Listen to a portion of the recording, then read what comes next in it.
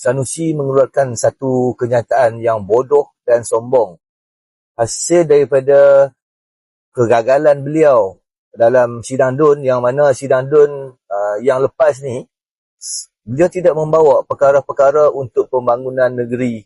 Jadi kegagalan berikut menyebabkan beliau merasa koyak dan beliau tiba-tiba menyerang Datuk Seri Safridian Nasution dengan mengatakan akan lanyak dan di mana saja Datuk Seri Safridian Nasution bertanding akan tertiarap.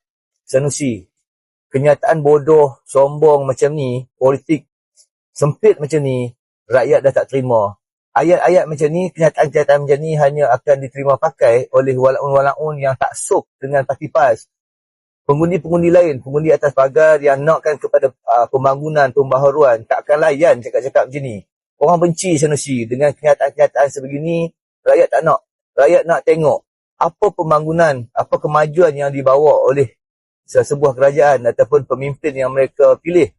Hari ini Sanusi, apa kejayaan yang hang boleh buat di Kedah ni? Semua janji-janji hang gagal.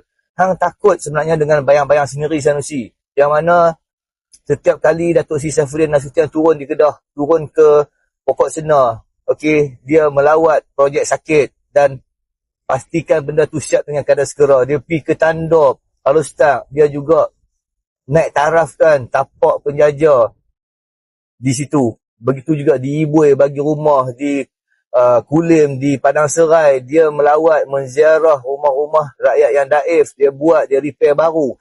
Jadi hari ni Sanusi, dengan ayat-ayat nyataan hang yang macam ni, orang boleh tengok hang ni adalah seorang pemimpin yang bodoh dan sombong. Orang nak kepada pembangunan, nak kepada pemimpin yang boleh buat kemajuan, buat pembangunan. Bukan pemimpin yang macam hang ni hanya bercakap berapi-rapi tapi abuk pun tak ada. Gagal Sanusi. Hang seorang pemimpin yang gagal.